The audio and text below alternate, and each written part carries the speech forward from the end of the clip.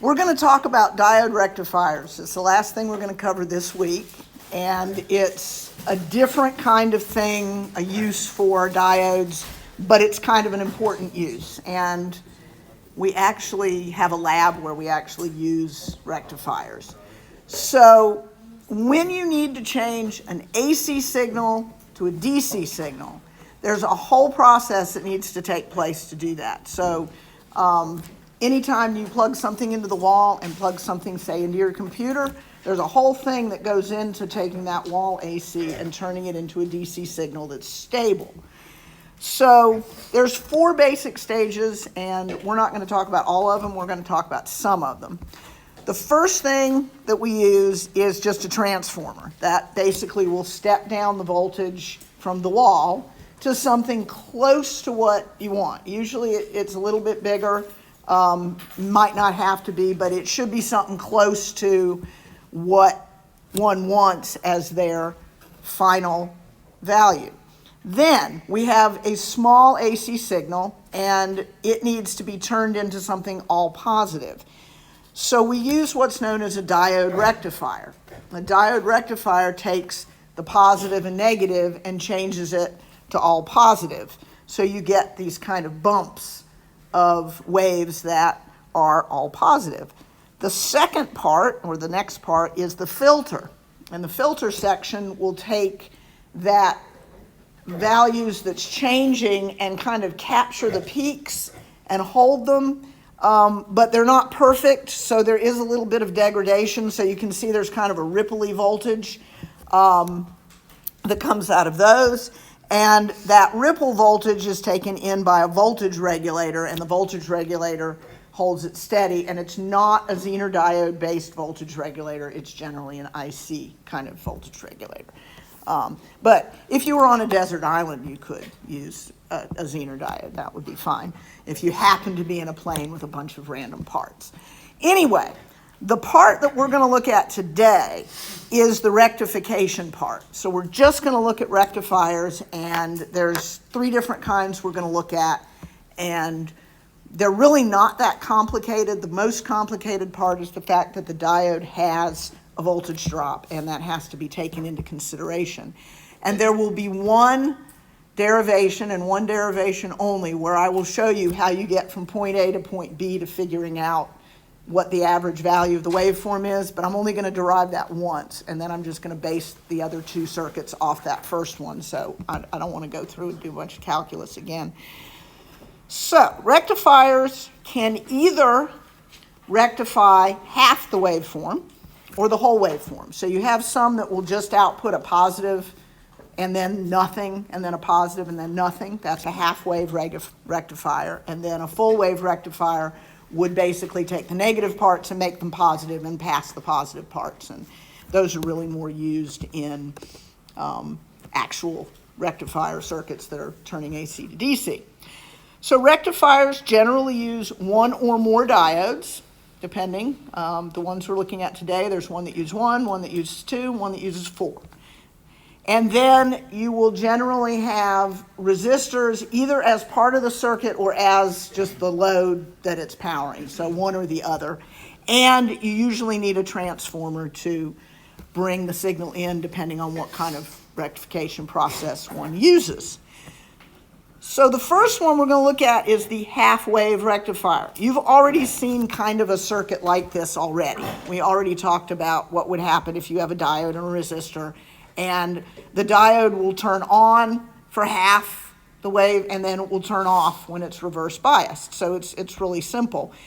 And if you look at the voltage transfer curve, which I'll look at for this one, but I'm not going to look for the others, you basically just have 0 until you get to the voltage drop of the diode, which is assumed to be around 0.7, and then what you get out is mostly what you put in. It's going to be a little bit different, but this is how it works. We have an input waveform, and it has a peak value of Vs. So the source voltage, little v, little s, is actually the AC part, and the DC Vs is just the DC value of the maximum part of that waveform. If you send a waveform through this, for the network that we showed earlier, there's going to be a little bit of a lag time before it actually allows something to pass. So what actually comes through is a little less and starts a little later because of the voltage drop of the diode. So the voltage drop of the diode is going to actually lower the peak value a little bit, and the conduction angle is going to be not 180 degrees or pi, but a little bit less than that.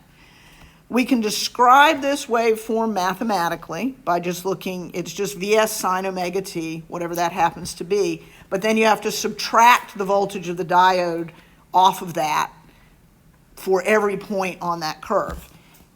Yes?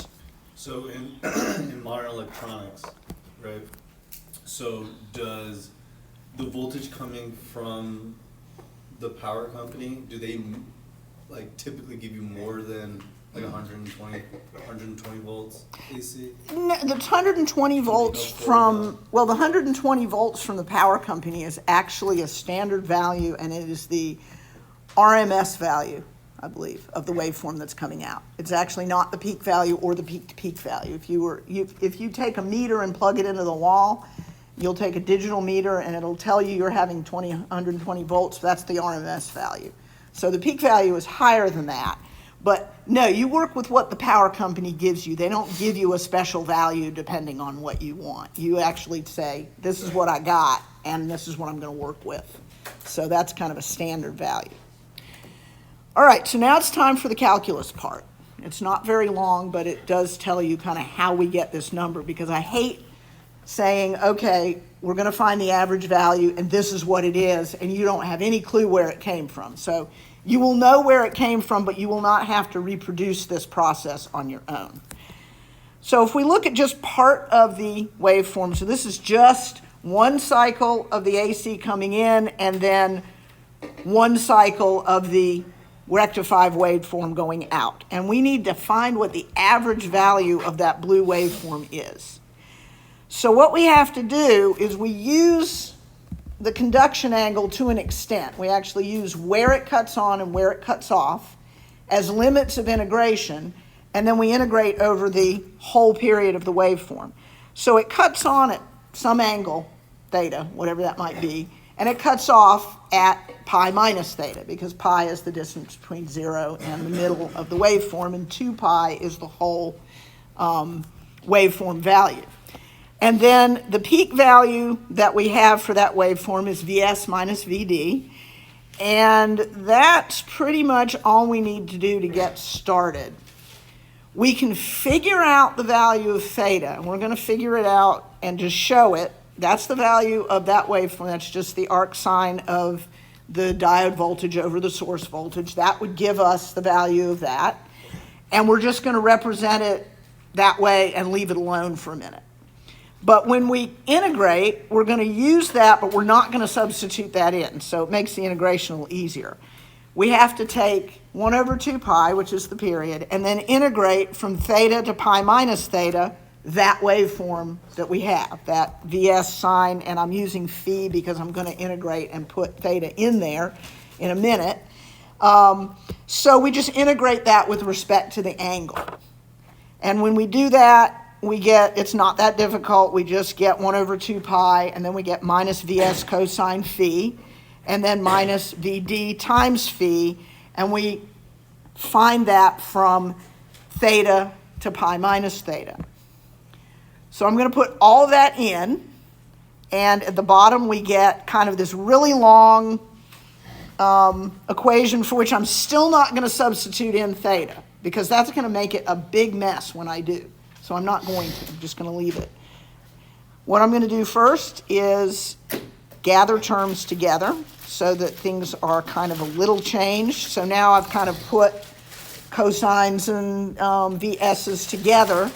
And then we can use a trig identity that minus cosine pi minus theta equals cosine of theta, which makes it, again, a whole lot easier, because we can substitute that in, and now we have kind of a reasonably digestible equation.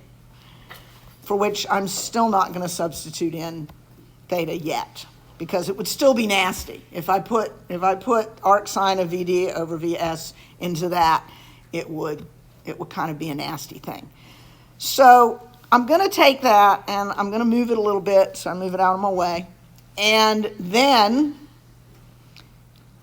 this is what I know about VD and VS. The voltage across the diode is a whole lot smaller than the peak value going in.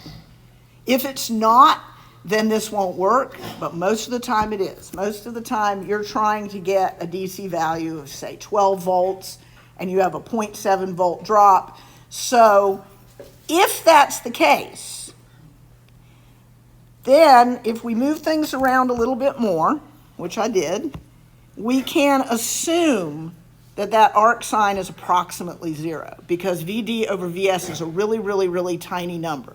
So I'm making a big assumption here, but it works for just about every situation that we deal with rectifying circuits, that the source voltage is going to be way bigger than the voltage across the diode. If that's the case, then I can take the theta values and just replace them. And when I do that, the cosine of theta is going to be 1, and the sine is going to be 0. So that makes it a whole lot easier. And I actually get the DC values approximately equal to the source divided by pi minus VD over 2. And then if I go and figure out 1 over pi, I get 0.318 VS minus VD over 2. And that is how you find the DC value. That's the standard way of doing it. That's where it comes from. It looks a little random, but that's where it comes from. That's how you actually figure out that value.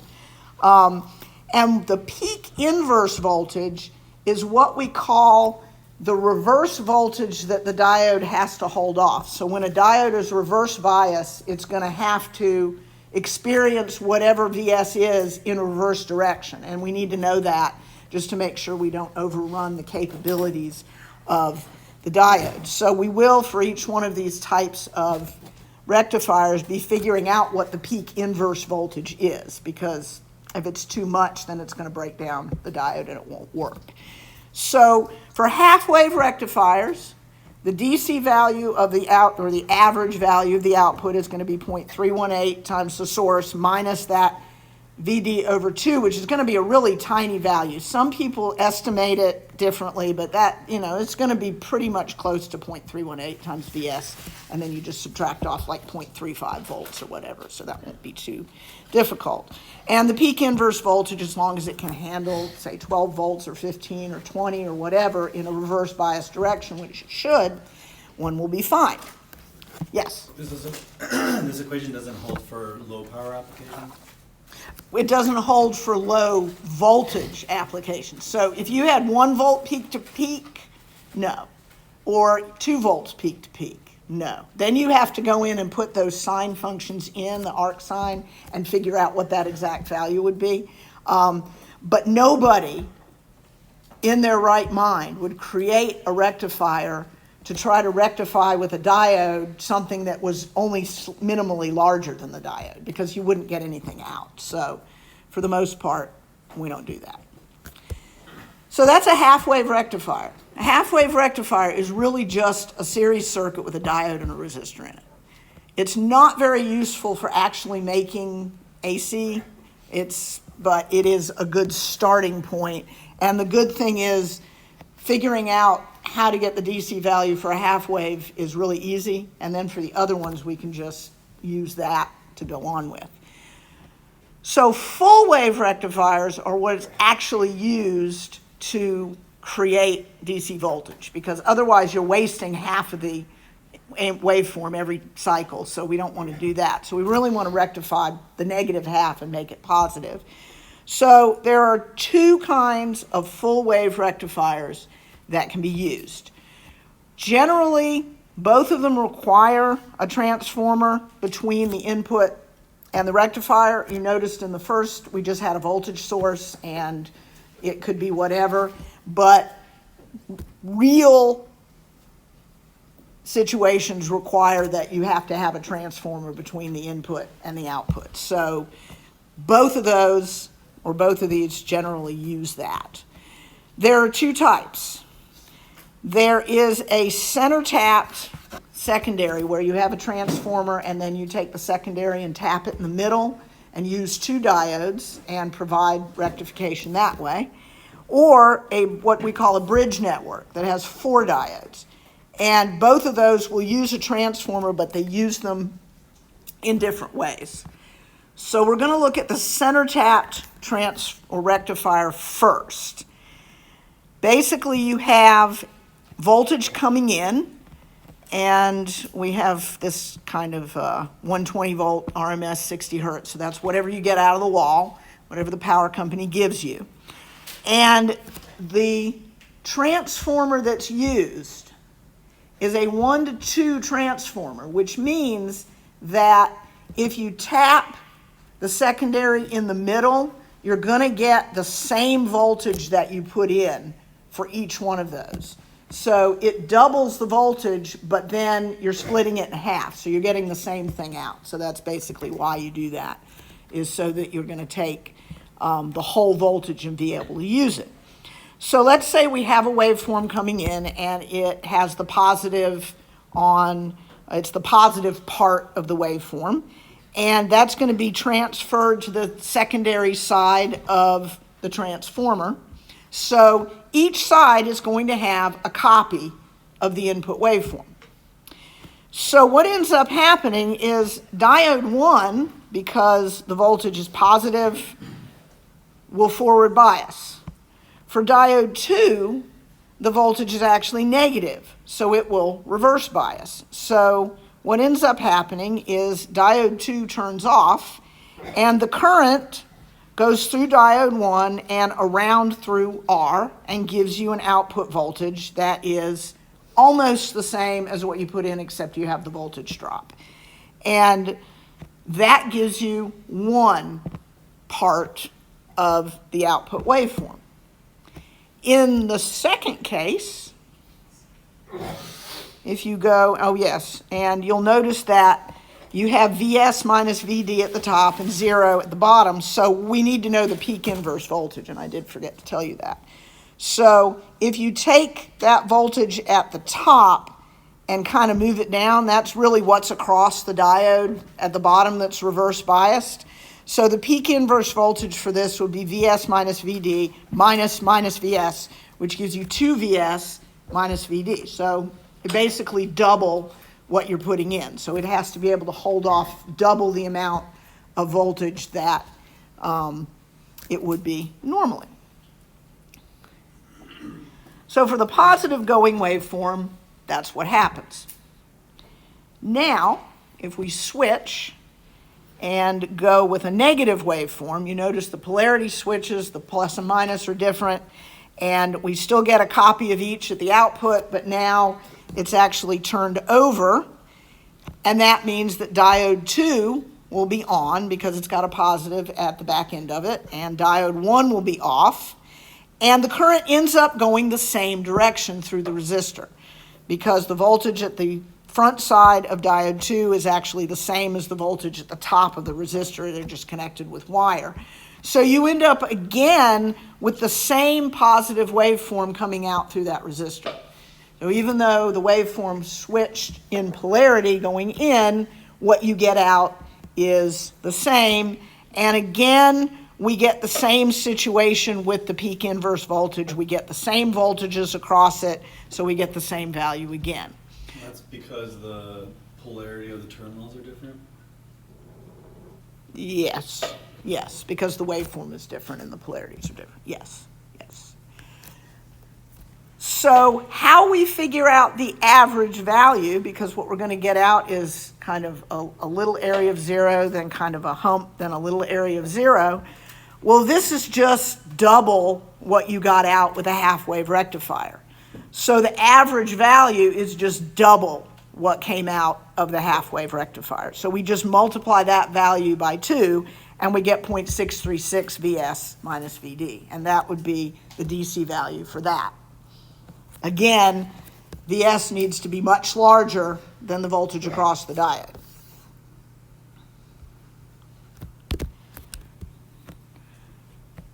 And that's the first kind. We don't build that in lab. But I think we do build the second one. I'm not sure. I think we do. I should keep up with that. My problem with lab is that sometimes other people teach my labs, and so that's why sometimes I don't. In fact, I think last spring I didn't do any of them. Maybe I did one, but someone else did 2 of them. So anyway, and I had a lab assistant, so I really didn't have to do anything. This semester I did. Okay, bridge rectifier. The bridge rectifier is usually one that people recognize once they kind of know what it is. You see it fairly often. Still need a transformer, but it would be a 1-to-1 transformer, so basically you're just getting out what you put in. And we have a network of diodes that have to be pointing in certain ways. So D1 has to be pointing the way it is. D2 and D1 kind of point the same way. D4 and D3 point the same way. And this is how it works. We have a positive voltage coming in. That entire voltage goes to the other side of the transformer. So we have a positive value of voltage at kind of the top of the diamond, which means D1 is going to be forward biased because there's voltage going to be across it, and D2 is going to, well, it's not D2, it's actually D4. Sorry, D4 is off because it's reverse biased in that direction. So there's only one place for the current to go. It goes through D1. And after it does that, we have a voltage right at that junction, which is Vs minus Vd, because it's just going to drop whatever the diode voltage is, and it's going to get to the right hand of the resistor. Because there's a voltage there, D3 is going to be reverse biased, because there's a bigger voltage at the front end than there's going to be at the back end. So D3 goes away, and the only place for the current to go is through the resistor.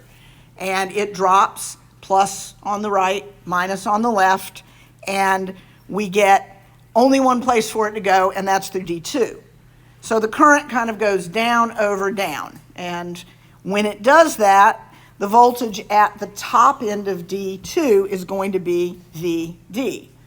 So what we end up getting out is actually Vs minus 2 Vd for the peak value. You lose 2 voltage drops rather than 1 because there's 2 actual diode drops involved in this process. So the difference between Vs minus Vd and Vd would be Vd minus, or Vs minus 2 Vd. So you get a little bit of a degradation in the peak value. And the peak inverse voltage is just going to be Vs minus Vd. If you look, you can see that the reverse biased voltages, if you look here, this one is reverse biased, and you notice it has Vs minus Vd across it. And this one is reverse biased, and it also actually has Vs minus Vd across it if you calculate that voltage. So that would be the peak inverse voltage for either one of those 2 diodes. So that's how it works in the positive direction. When we go to the negative direction, we have a negative waveform coming in, and that completely goes to the other side, and all the polarities are switched now.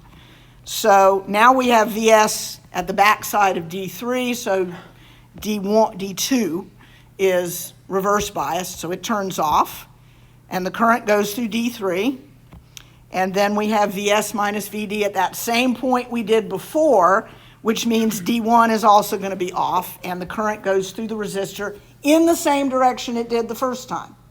So it does not change direction. It goes the same way. It gets to the other end. There's no place to go but through the D4, and we basically end up with exactly the same value coming out again. So we get 2 positive waveforms coming out, and the peak inverse voltage is the same. To find the DC value, it's exactly the same as with the center tap, except we're subtracting 2 diode drops instead of 1. So the DC value is just 0.636 Vs minus 2 times Vd, and we talked about the peak inverse voltage already. So as a summary,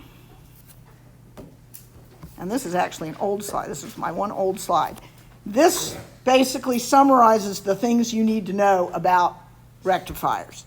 How to find the DC voltage, how to find the peak inverse voltage for each one of those. It's slightly different, it's not majorly different, but if you can know those, you should be fine.